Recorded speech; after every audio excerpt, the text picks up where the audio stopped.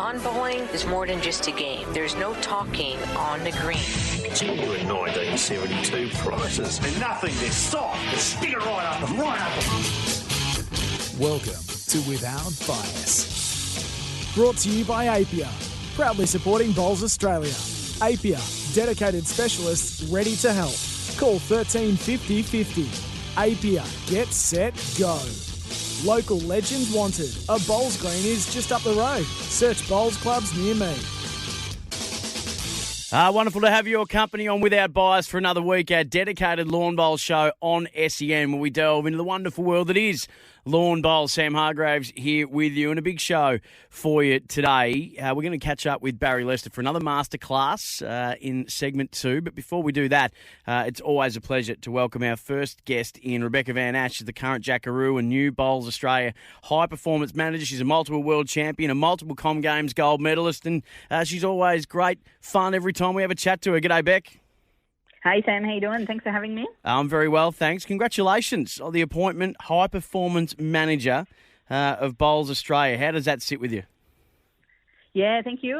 Look, it's really exciting. I'm loving being a part of the HP team and working in a whole different area to what I've been used to. So it's been really exciting. How did it all come about? Well, I guess it was just timing. I saw the position advertised, and I understand that there were some great applicants as well. And I thought this is kind of an area that I would love to get involved in one day. Here it is being advertised now, so why not throw my hat in the ring? And that's basically exactly what I did, and fortunately it paid off. So what will that mean from a day-to-day basis? Take us through your sort of your 9 to 5. Not that it will be 9 to 5, but for lack of a better word, take us through what a day in the life of a high-performance manager looks like, Bec. Well, I'm still working from Tassie, so that's been a little added bonus for me, I guess. We're a decentralised program, so we've got staff based all around the country. So I'm working from here, and most of my time, I've discovered, is very much on Zoom and Teams meetings because we are spread around. So I've become very equipped with all of that sort of technology, which we all are under the current climate. But look, I'm very much behind the scenes, I guess. You know, we've obviously got a fantastic coach and assistant coach that deals directly with the players, and my work is very much working on the admin behind the scenes to make sure that the coaches have everything that they need to be able to run a really successful program. So, I guess I'm working behind the strategy of it all behind there, and trying to continue in making it the best program in the world. How do you juggle your requirements and your commitments as a player in and amongst all that with training and competition and so on? Well, look, we've had some huge discussions, and we did before I was appointed into the position, about how that looked, working in the program and also being a player. And look, who knows how long my time will last as a player. It's probably coming closer to the end the older I get than it was previously. So, I thought it was probably good timing to start looking at the next stage of my professional career outside of playing. But I am still involved in the program as a player for the time being, and I've still got some goals that I really want to try and achieve from a playing perspective. So I'm still working really hard. You know, Birmingham Commonwealth Games is very much in our sights at the moment. So a lot of my training is based around how I can try and be at my best by then, given the fact that we can't really travel and all of our training is domestically based at the moment. So as far as that's concerned, nothing's really changed for me just yet. Still some goals in sight. There has been a major shift, hasn't there? It does have that sort of dawn of a new era vibe about it with Bowls Australia. We've got a new head coaching situation, Gary Willis, and then Karen Murphy, national coach and national assistant coach. There's changes going on all around the place at the moment, and yours is another one of those. It does have that kind of feel to it. Yeah, look, we are a new look team from an admin perspective, but we've all been involved in the program in one way or another, and the program's now headlined by Gary Willis, and I feel very fortunate to have worked with Gaz when he was assistant coach, and he was a terrific assistant coach. And I must say, behind the scenes, hopefully he's not tuning in and he doesn't hear this, but behind the scenes, I'm incredibly impressed with how he's spearheading the program and managing the program. And, he's definitely ably assisted by Karen Murphy stepping up into that assistant coach's role as well. And, we've got some great staff members in Leah Lazario and in Sam Cox as well. So, yeah, look, it's a new look team, but one I'm incredibly fortunate to be working with, and I'm really enjoying it with them. You were the CEO of Bowls Tassie for a long period of time. How much does a role like that prepare you for a high-performance role? Have you been able to find a bit of crossover similarity?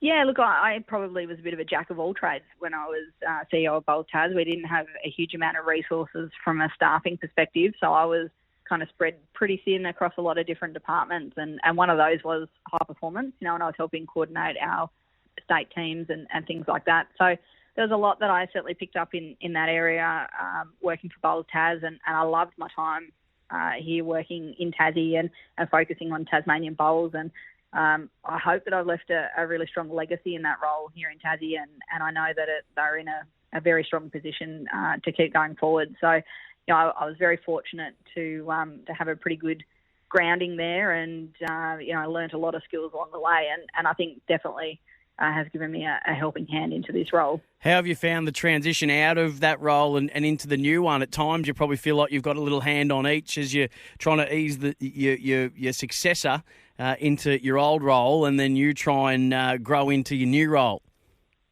Yeah, look, there's been some benefits of it, I guess, because, obviously working for a state body who works very closely with Bowls Australia, it helped me really understand the organisation at Bowls Australia. So it was nice not coming in to the role with BA completely fresh. It was good having some sort of grounding, and I felt like I could hit the ground running really in the position, which was fantastic. I'm looking to help Bowls Tasmania with the transition. I believe they're appointing their new CEO quite soon. And I want to make that process as easy as I can for Bowls Tas. I want to see them prosper and shine for a long time to come. So anything that I can do there to help the organisation keep going from strength to strength, I'm all for it. Speaking to Bec Van Asch on Without Bias, current Jackaroo and newly appointed Bowls Australia High Performance Manager. We do it all for Bowls Australia, by the way, and for Apia, proudly supporting Bowls Australia. Apia are a dedicated specialist ready to help. Call 1350 50. Apia, get set, go. So, Bec, your roles. I mean, your goals for this role. What do you have as your sort of your top five, or just your top couple in what you really want to implement and get out and instill into this role? Well, I think the main thing is that we've been a successful program for the past decade. So, we're not trying to reinvent the wheel. We are trying to fine-tune a few things, and we want to continue going from strength to strength. I hope coming into the role that I'll have a bit of a thought from a player's perspective as well on how we can, help manage the players and keep supporting the players to new heights as well, both on and off the green. So hopefully I can share some insight there and things like that. I've got a little bit of a passion for technology, so I'm kind of keen, and I've started exploring some video analysis side of things, and just some exciting things that we can keep trying to grow the sport and the organisation. So, yeah, it's a couple of exciting initiatives there, and I'm looking forward to it. It's really exciting, Bec. We hear it so often in sports where they say that when they find, where there's tremendous leaps and bounds forward in terms of in these areas, and it's like, well, I went and studied this sport, or I went and looked at that, and it is a really exciting space to play, and it sounds like you can't wait to sink your teeth into that area, which is just going to be really interesting to see what you're able to uncover and what you're able to implement. So good luck with it all. We're wrapped for you, and we'll speak to you again soon. Thanks, mate. Appreciate you having me on. Thank you. Bec Van Asch, newly appointed High Performance Manager for Bowls Australia and current Jackaroo as well. You're listening to Without Bias for Bowls Australia. Local Legends wanted a Bowls Green is just up the road. Search Bowls clubs near me, and for Apia, proudly supporting Bowls Australia. We will catch up with another Jackaroo next. Barrie Lester will join us for another masterclass on Without Bias. From the wide outdoors to the great indoors, this is Without Bias. Brought to you by Apia, proudly supporting Bowls Australia. Local Legends wanted. A Bowls Green is just up the road. Search Bowls clubs near me. Welcome back to Without Bias. Wonderful to have your company. It was great to chat to new high performance manager Rebecca Van Asch in the previous segment. You'll be able to find that chat, sen.com.au. Go to the Without Bias page, and you can always tune in and catch up on the podcast as well. This has been a raging success. This man was doing these throughout the Australian Open, the APIA Masterclasses that he hosted all throughout the Australian Open, and we thought that was so good that we'd make it a part of Without Bias. Barrie Lester, one of our favourites, has been good enough to jump back on. Hello, mate. G'day, Sam. How are you? Really well, thanks. Enjoyed last week's masterclass. Looking forward to this week's as we discuss big event prep and how to prepare for Northern Hemisphere conditions ahead of the Commonwealth Games in Birmingham. It's now under a year away. You must be very excited. Yeah, it's come around pretty quick. It's been great to watch the Olympics, the last few weeks and just see how that life has returned for athletes to be in that village environment and all that. So, yeah, it's only just less than a year away, Birmingham Commonwealth Games, and to go over there's a lot of training to be done and a lot of, study into what equipment to use, how to prepare yourself physically and mentally, and get ready for those conditions because it is actually really foreign. And if you haven't been over there before and it's trying to get off that plane when you do arrive and having that clear game plan ready to go. So different conditions, as we know, in the UK. Talk to us about the reasoning for the slower greens. Yeah, well, they don't obviously have as many hotter days or longer summers as us, that consistent high temperatures. And so throughout those months that you do compete, the grass never gets that real firmness about it like we do here in Australia. And then just that upkeep, being able to trim them really nice and low. And you don't want the fear of being able to lose that surface either. So throw in a bit of cold weather, a bit of rain, and the surface being sort of more of a bent grass kind of surface, the speeds sort of vary around about that 11 to 12 second mark. Sometimes maybe a little bit quicker, a little bit slower, but that would be below par in terms of our average pace here in Australia that you would play on. So it's important that you have a game plan on how to play in those games as well as with your technique and equipment. So faster conditions in Australia, as we know, how then do you prepare for those slower conditions when you play in the Northern Hemisphere?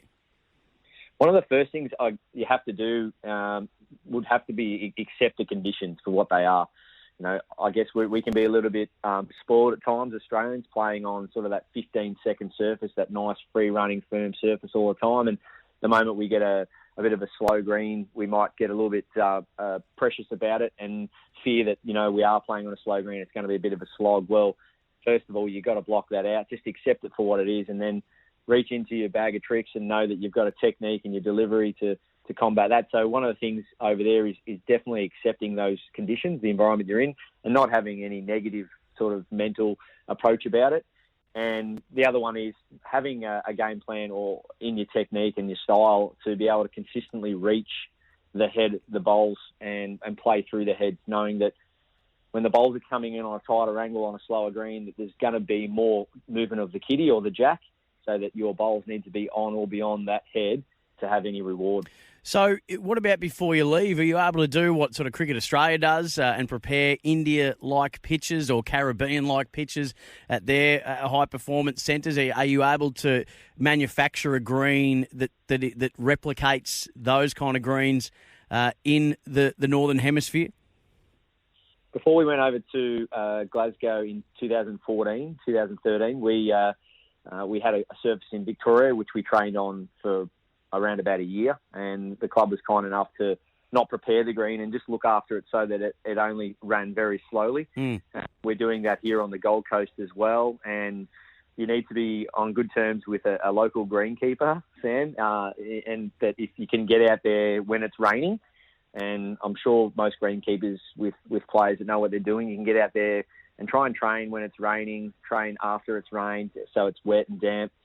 And if you want to go to other extremes, there's the ability to go to a tennis court or a croquet green and just get it into your mind and into that physical side of things that you have to be delivering with a strong step, a lot of body weight, and getting through that delivery right down to the other end and having to get all the mechanics of your body right through it in terms of your shoulders and your core and your legs, getting right through that. So, yeah, there is ways of doing here in Australia, and we will be doing all we can between now and the Commonwealth Games next year in terms of trials and camps to combat that. Do you use a different type of bowl, different weight of bowl, or is it with the equipment that you take? Do you take a different bowl of any type? Yeah, I definitely try to go a little bit heavier. So I might get a bowl that's maybe an extra heavyweight. And the other one I'll do is I'll get a stronger bias, so a larger turn. I feel I can get my weight a little bit easier with a stronger turn coming in from a higher angle. And my manufacturer, Aero, we've got a large range of bowls we can use and trial here in Australia to combat that. And as well as if we do make it over there, maybe before the Commonwealth Games, that we can, during our trials, that we can have the bowls sent over there and use them when we get there. So there's definitely a large range of bowls that we trial to go through to make sure that they're the right equipment for that particular surface. So those greens are more about weight than feel. Yeah, that's right. You've got to be able to reach consistently, and you've got to have that mechanism as well. So, a lot of bowlers I work with and coach with may try and survive on all different surfaces with the one technique, whereas, as you spoke about other sports like cricket, etc., you've really got to have within your mindset and your technique to be able to have some kind of mechanism to combat that, and your equipment is a key component to that. So having a wider drawing bowl, you send it out and let the weight bring it home, and then you should be able to get some rhythm with that as well instead of just firing it up the guts. The Commonwealth Games are obviously 4 disciplines: singles, pairs, triples, fours. If you're in one of the team disciplines, Barrie Lester, how long do you work out tactics before the event? We're discussing this with Bec Van Asch, who's the new high-performance manager, about advancements that can be made in this particular area. How much currently, and then maybe how much should go into preparing tactically for these events? Yeah, well, at the moment we're in the trial stage, so we're all just trying to do our bit in terms of our fitness work and our training behind the scenes. But when we come together, we'll have different teams, different formats. But at the time when they actually pick the teams, we'll try and get into as many team meetings as possible and really gel out whose role is what, and what their core position is to do. What they have to do within the team, and then you look at the some of the components of the game in terms of looking at your opposition. If things are going good, things are going bad, how to respond, plan A, and stuff like that. And in the past, I remember 2018 Commonwealth Games, we had just a little card we carried around with us in our bag, which we had some notes we could refer to. And we had a lot of team meetings leading into the event. So in terms of the team, you all got to be on the same page. You've got to have that real good, strong relationship both on the green and away from the green, and you all know and are clear of what your specific roles are within that team. And then your experience going to those Northern Hemispheres, you become yourself another resource for those who haven't been there. How much do you take out of those previous trips, and how good a stead do they hold you for better results, having experience in those conditions? Yeah, I guess we're all going to try and bounce off each other in any particular environment. Very, very lucky that within our men's and women's squads we've got a lot of experience, and we've definitely got a lot of youth as well. So if someone happens to ask a question, I know I'm always forever learning. So we're lucky to have Gary Willis, our coach, Karen Murphy, the assistant coach, both well credentialed when it comes to Northern Hemisphere. But yeah, I'll definitely reach into my experiences that I've played sort of on the slower decks, South Africa and Hong Kong and stuff like that, and really trying to utilise all the experience I've got, and hopefully that can work in my favour. But if I can help others or give them some advice, I'll try to, and hopefully it's helpful. But there is a lot of knowledge within our squads and within the extended environment. We can always lean on our former coach and Steve Glasson, or other former Australian greats that have gone over there as well, Sam. So yeah, we need to fill our bags full of as much knowledge as we can on those particular surfaces, and for those players that are lucky to go over there, that you draw off those experiences and try and use them to the best you can. Baz, always great, mate. Another wonderful masterclass. Thanks very much. We'll chat to you next week. Thanks very much, Sam. Barrie Lester on Without Bias. We do it all for Bowls Australia. Local legends wanted. The Bowls Green is just up the road. Search Bowls clubs near me. And for Apia, proudly supporting Bowls Australia.